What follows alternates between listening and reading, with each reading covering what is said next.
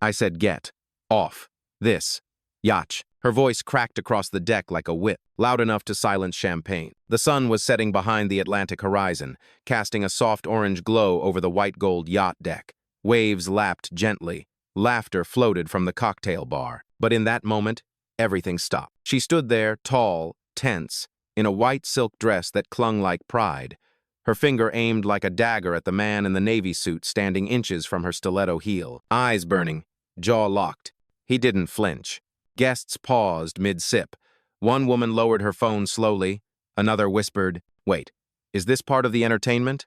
The man, tall, black, suit tailored to perfection, said nothing. Hands behind his back, posture calm, as if the words hadn't landed. Or maybe they'd landed 1,000 times before. A security guard, younger, white, stepped in from the right. "Sir," he said carefully, eyes scanning the guests around them.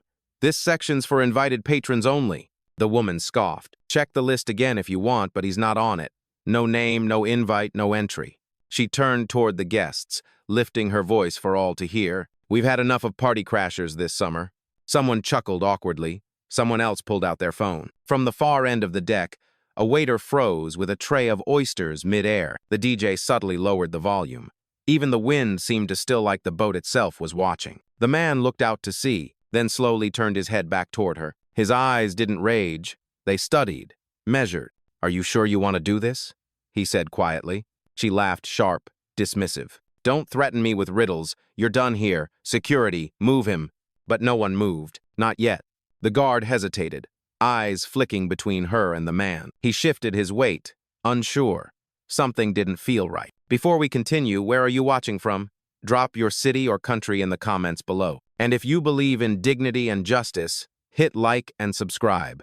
These stories spark change, and we're glad you're here. Now, back to Elijah. He still hadn't moved, but neither had the room. And sometimes, silence speaks louder than authority. He didn't speak. Not yet. Just stood there tall, still, unmoved like part of the deck itself. The waves kept lapping. A flute clinked softly somewhere near the bar, but that small standoff in the center of the yacht now owned the moment. The hostess huffed. "This isn't a protest, it's a private event." She tugged at her earpiece and whispered something, probably security backup, probably a warning, probably pointless. Elijah Cross didn't blink. To most of the guests, he looked like a question mark. No name tag, no entourage, no flashy cufflinks, or Rolex glinting in the sundae. Just tailored simplicity navy wool, a crisp white collar, polished shoes that had seen more boardrooms than boat decks. He took one slow step forward. That one step, and suddenly you could feel how tight the air had become. The hostess backed up half a beat, not because he threatened her, because he didn't. She tried to recover. "We have protocol. Everyone here was screened. Your name wasn't on the list." Another guest, a man with salt and pepper hair and a wine glass, glanced up from his lounge chair. "Did she just say the list?" he murmured to the woman beside him. She nodded, unsure. "That man doesn't look like he needs a list." The security guard still hovered, one hand by his belt, the other unsure what to do with itself. Then came the kid, mid-20 seconds, black, button-down, half untucked, camera in hand.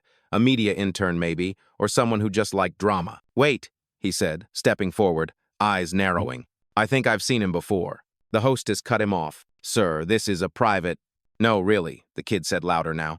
"You sure this guy's not supposed to be here? 'Cause I swear I saw his face on the invite preview." Her jaw tightened. "That preview was confidential. Then I guess I wasn't supposed to see it." Guests were murmuring now, not loud, but enough to create ripples. Elijah finally spoke. Calm, low, inevitable. "What's more dangerous? Not being on your list or being on it, and you still not recognizing me?" The hostess opened her mouth, then closed it again. Because that wasn't the voice of someone asking for permission. It was the sound of someone who built the pier this yacht was tied to. "I don't care who you think he is," the hostess snapped. "This is a luxury vessel, not a walk-on boardwalk for strangers in suits." Her words came with the sharpness of someone used to being right and terrified she might be wrong. Elijah still didn't respond, but something shifted in his stance. Not posture, presence. The young cameraman, still hanging back, whispered to his friend, "Bro, I swear that's Elijah Cross, the guy who bought up half of Blue Marina last year." His friend raised an eyebrow. "So why is she yelling at him like he's an Uber driver?" A few more phones lifted. The hostess noticed. She stepped forward again, tone now louder, more performative for the cameras. Not the man. You're not on the manifest. You're not a guest. And you're definitely not VIP. She turned to the security guard. Remove him. Now. The guard took one step forward, paused. He looked at Elijah, looked at the crowd, then looked at the hostess. Ma'am, he said slowly, maybe we just confirm with the event organizer before we— You want to confirm a name that's not on the list? She shot back. He doesn't even have a badge. Then, with deliberate precision, she reached for Elijah's lapel. Let me help you off the deck, sir. Her fingers grazed the edge of his jacket. And that's when Elijah moved. Not fast, not aggressive, just final. He took a step back, sidestepping her touch like it was beneath him. And for a split second, she looked small. Do not touch me, he said quietly. The words weren't loud, but they landed like thunder. Gasps echoed. Someone near the bar muttered, That's assault if he is who I think he is. A tall man in sunglasses stepped forward. Mid-40 seconds, confident gait, tailored blazer, he looked like he belonged. Excuse me, he said calmly, addressing the hostess. Is there a problem here? She jumped on the question. Yes, this man refuses to leave. He's disturbing the event and filming started. I need him gone. The tall man studied Elijah for one long second. Then, You sure? His tone was too calm, too familiar. The hostess blinked. I'm sure. But she wasn't, and neither was anyone else on that deck anymore. He didn't argue. He didn't explain. With the same calm he had carried since stepping on deck, Elijah reached inside his suit and pulled out a phone matte black. No logo, no case. He tapped once and raised it to his ear. Lena, Protocol 1. He paused. Yes, right now. Deck 3. Let it run. The call ended in a single motion. Clean. Final. A hush followed. Thick enough to feel. The man in sunglasses, still observing silently, shifted his stance ever so slightly. He had heard the words, and they meant something to him. He didn't step in. Not yet. But his posture changed. Prepared. The hostess crossed her arms. What is this? Some kind of bluff? Her tone was louder now, trying to reach the guests who were watching, trying to reassert dominance. No one answered her. From the far end of the yacht, a soft, mechanical hum rose. A silver drone lifted into the air, silent, sleek, almost unseen against the softening sky. It rotated mid-air and locked its lens on Deck 3. Elijah didn't flinch, didn't look up. His eyes remained fixed on the water, as if none of this required his attention, as if he already knew how it ended. 23 years earlier, a teenage Elijah had stood on a wooden dock just a few miles from here. He was working valet at a beachfront restaurant. One night, a guest mistook him for a loiterer and pushed him off the pier. He'd hit the water with open eyes, salt burning his throat, walked home barefoot, soaked, his palms bleeding from the barnacle-lined ladder he had to climb. That walk didn't break him. It sharpened him, and now, dry, clean, composed, he was back in the same bay. Not as a worker, not as a guest, as something more. The crowd didn't know that story, but they could feel the weight in the air. A man who'd earned silence. Not with yelling, not with badges, with presence. The hostess tried again. I don't know what game you think you're playing. But this time, another voice cut her off. Strong, female, controlled. Miss Langley, step away from Mr. Cross. Heads turned. A woman in all black descended from the upper deck, heels clicking softly against the stairs.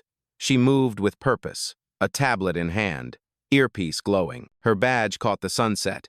Event director, Lena Ward. The hostess blinked. You know him? Lena didn't answer. She simply walked to Elijah, handed him the tablet, and said, Live protocol feed initiated. All systems locked. External cameras synced. Legal team watching. He nodded once.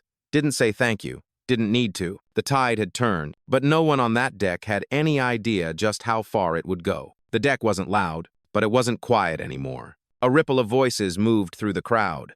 Low, tense, curious, not gossip witnessing. Someone near the stern whispered, Why is he still here if he's not invited? Another guest replied, No one's made him leave. That should tell you everything. The drone above adjusted its angle slightly. Still silent, still watching. The hostess, Miss Langley, was trying to hold onto the spotlight, but it was slipping. Her voice, once sharp and commanding, now sounded brittle. I asked a simple thing, she said, looking around. Why is this man still on this deck? No one answered her. From the crowd, a woman stepped forward. Early 30 seconds, sundress, hair, in a low bun. Her name tag read Dr. Celeste Monroe, Marine Research Grant finalist. She didn't speak loudly, but her words cut clear, because no one with real authority has asked him to leave. Langley's face flushed.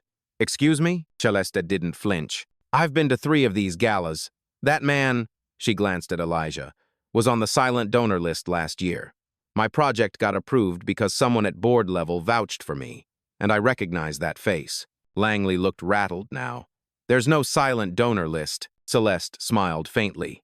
That's exactly how silent donors work. More heads turned, more phones appeared. The atmosphere was changing, from confusion to realization, and Langley knew it. She pointed toward Elijah, her voice rising. He hasn't shown ID. No one can confirm his name.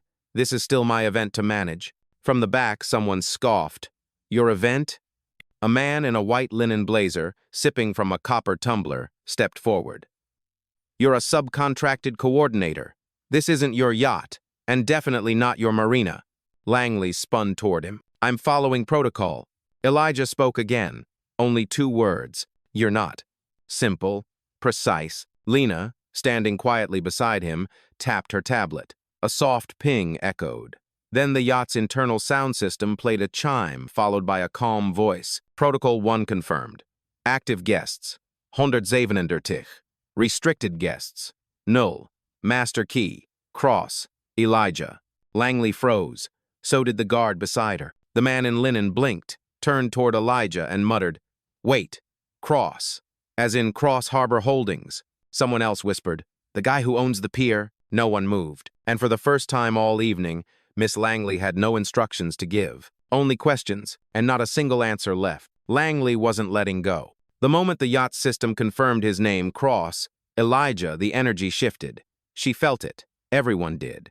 But she clung to what she had left. Voice, posture, pride. No, she snapped, stepping closer.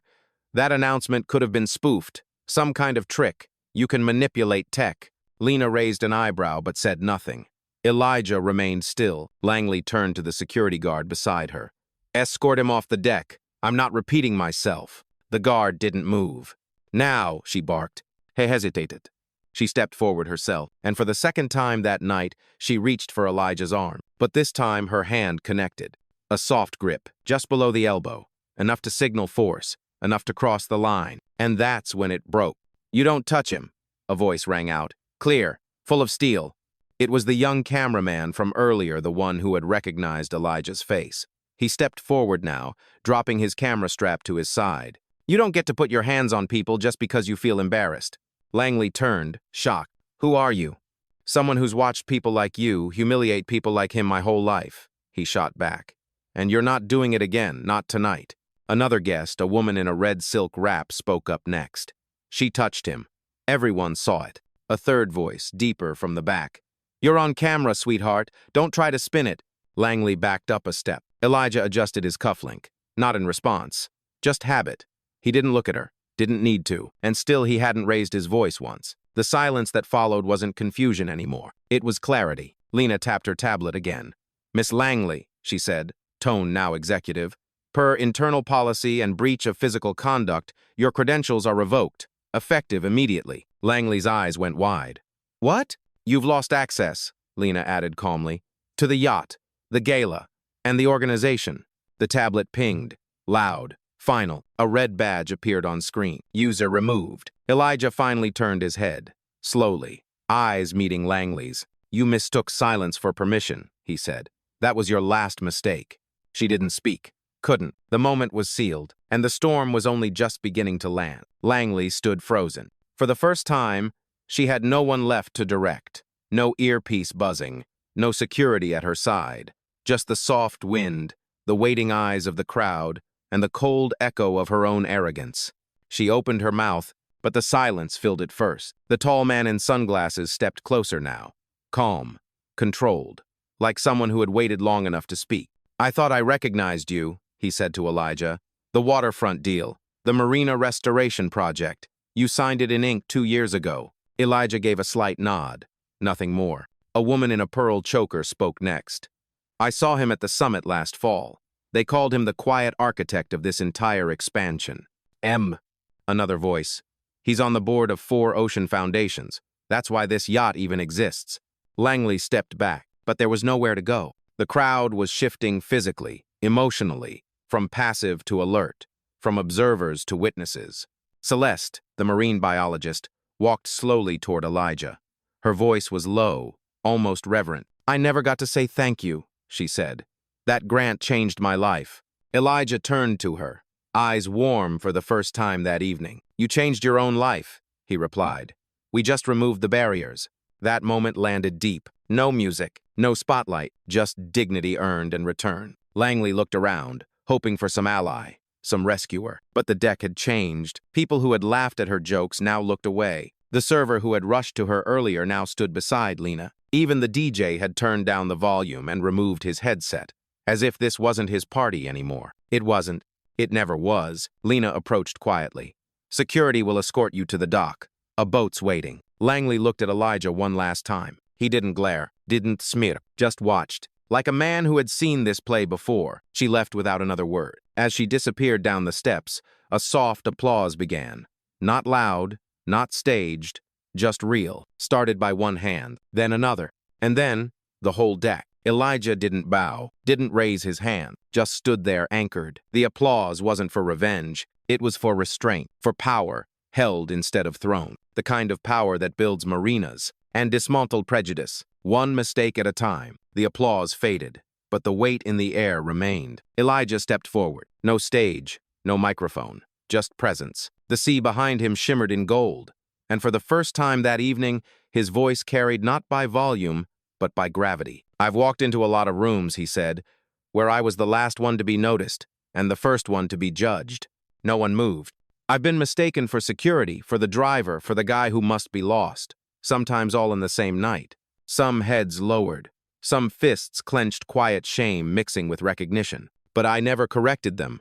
He looked across the deck at the guests, the staff, the interns with cameras now lowered to their sides. Because every time they assumed who I was, they revealed who they were. Lena stood silently to the side, watching him not as a subordinate, but as someone witnessing a man in full. "You learn a lot when you're ignored," Elijah continued. "You see how people treat you when they think you have nothing to offer." His voice didn't tremble. It didn't waver. It landed, one sentence at a time. "I'm not here tonight because I need to be seen. I'm here because people like Celeste deserve to be seen.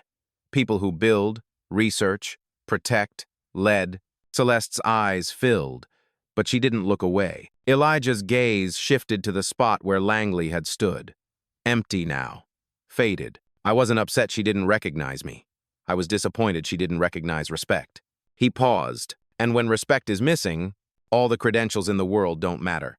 A seagull called somewhere above. The breeze caught the edge of a napkin, flipped it gently, then stilled. No one spoke. No one dared. Elijah gave one final glance across the deck. Then he simply said, "Privilege doesn't excuse behavior, and silence doesn't equal weakness, but it does have memory." And with that, he turned away from the crowd toward the sea, as if that chapter had already closed, and maybe it had. From the upper deck, a voice came through a small speaker. "Protocol 1 confirmed. Media feed initiated. This footage is now live." A soft hum followed as 2 large LED screens unfolded on either side of the yacht. Not flashy, just deliberate. The video began to play. First frame, Langley pointing. Second, her grabbing Elijah's sleeve. Third, the security hesitation. Fourth, the guests stepping in. But it wasn't just raw footage. The overlay read, "Tonight's incident, a teachable moment in leadership, power, and dignity." Presented by Cross Harbor Holdings and the Atlantic Restoration Initiative. The crowd turned to watch. Even those who had looked away earlier now faced the screen, unable to blink. And then another presence emerged. A man, mid-50 seconds, gray suit, gold pin on his collar. He moved through the crowd with the practiced ease of someone used to being important. But tonight, importance wasn't enough. He stopped in front of Elijah. "Elijah," he said, voice steady. "On behalf of the board and this entire organization, I owe you an apology." Elijah turned, expression unreadable. The man continued, "We empowered someone to represent our values, and she failed. But the greater failure would be not addressing it openly, not naming it." He extended a hand, but Elijah didn't take it. Not yet. Instead, he asked, "What's her name?" "Langley. Danielle Langley." "What happens next?" "She's been removed from all contracts. Her license is under review. We'll make the statement public. Not just because of you, but because people were watching, and they deserve more." Elijah studied him for a moment, not in anger, just in calculation. Then he nodded, not approval. "Acknowledgement. Do it for the next person who walks on board and doesn't look like they belong," Elijah said. "Because chances are they own something you don't." The man's face tightened, not in offense but in understanding. "Understood," he said quietly. Lena stepped forward, showing Elijah a screen. "Your message has 2.3 million views in under 11 minutes. Elijah raised one eyebrow. "Fast-tied." She smiled. "Real stories move quick." Around them, the air shifted again. Not tension, resolution. Not revenge, correction. Most of the guests had returned to their conversations, their drinks, the echo of changed air. The music came back, softer, the sea, calm as glass. But at the far end of the deck, beside the rail, Elijah stood alone. That's when he heard footsteps. Light, uneven, hesitant. It was the cameraman, mid-20 seconds. Shirt wrinkled from tension, eyes bright with too many questions and not enough time. "Mr. Cross?" he asked softly. Elijah turned, gave a nod. The young man swallowed. I just wanted to say thank you for not letting her win." Elijah looked at him for a long moment. "She didn't lose because I spoke," he said. "She lost the moment she assumed I didn't belong." The cameraman nodded slowly. "I almost didn't come tonight," he admitted. "Thought I'd stick out. Wrong clothes, wrong background, wrong everything. Elias gaze softened. I used to think that too," he said. "Every room felt borrowed, like I had to prove I deserved oxygen." He leaned slightly on the railing, calm, still regal. "But let me tell you something. You don't owe anyone proof. Not of your worth, not of your presence." The cameraman blinked. "Even when they don't see you?" "Especially then," Elijah said, "because their blindness isn't your burden." A pause. The ocean said nothing, but the silence between them meant more than noise ever could. "They don't get to define you," Elijah added. "Not by your shoes, your skin, or the time you showed up." The young man straightened, just a little. "Keep your camera rolling," Elijah said, turning slightly away. "But make sure you're filming more than just faces. Capture how people treat those they underestimate. Because that," he finished, "is where real character lives." The young man didn't speak, just pressed record. This time, not for the internet, but for memory, and for something bigger than views. The breeze carried salt and memory. Elijah stood alone now, but he wasn't lonely. Because in silence, old voices returned, and one in particular always came first. His mother's. He was 10, standing outside a grocery store in Charleston, holding her hand, dressed in Sunday best. A man brushed past them and muttered, "Move it, boy." Elijah looked down, humiliated, ready to step aside. But his mother squeezed his fingers tight. She didn't raise her voice. She never did. She just leaned close and whispered, "Look straight ahead, baby. You got nothing to be sorry for." Later that night, sitting at the kitchen table, she poured sweet tea and said the words that shaped the man he would become. "Never bow your head for someone who only sees your skin." He remembered asking, "What if they don't like me?" And her answer came without pause. "They don't have to like you. Just don't let them unmake you." Back then, he didn't fully understand. Now, with every yacht, every boardroom, every backhanded compliment and polite insult dressed in tuxedos, he did. Elijah exhaled. The sunset touched the horizon, lighting the water in fire and gold. He didn't need applause or vindication. He needed only one thing, that 10-year-old boy inside him to know he never bowed, and he never would. Behind him, Lena stood quietly, not interrupting. But she had seen his eyes drift, knew he wasn't just looking at the sea. "You okay?" she asked finally. He nodded once. "Just remembering the first time someone told me I didn't belong," he said, then glanced at her. "And the last time I believed them." The two stood in quiet understanding, and for a fleeting second, the moment stretched, not triumphant, not vengeful, just whole. The last of the sun sank behind the horizon, casting the marina in that impossible blue where day and night hold hands for a moment before letting go. Elijah stepped away from the rail. No ceremony, no grand gesture, just a man, walking. As he passed the guests, some nodded, some stepped aside. Others simply watched quietly, understanding that what they'd witnessed tonight wasn't drama. It was reckoning. At the top deck, the drone lifted again, capturing the yacht from above. From that height, no one could see titles or bank accounts, just figures in light. Lena followed at a respectful distance. The young cameraman stayed near the railing, still recording not for the views, but for something personal now, for proof that this moment existed. That sometimes, dignity walks in quietly and changes the room without raising its voice. Elijah reached the exit ramp. A black car waited at the dock. Engine off. No flash. No escort. He didn't look back. Didn't need to, because the message was already left behind in every silence, in every turned head, in every mind now quietly turning inward. A message not shouted, but felt. We don't have to announce power. Just be it. The screen fades to black. Then, you don't fight prejudice by shouting louder. You fight it by standing taller, by staying, by belonging anyway. Fade out.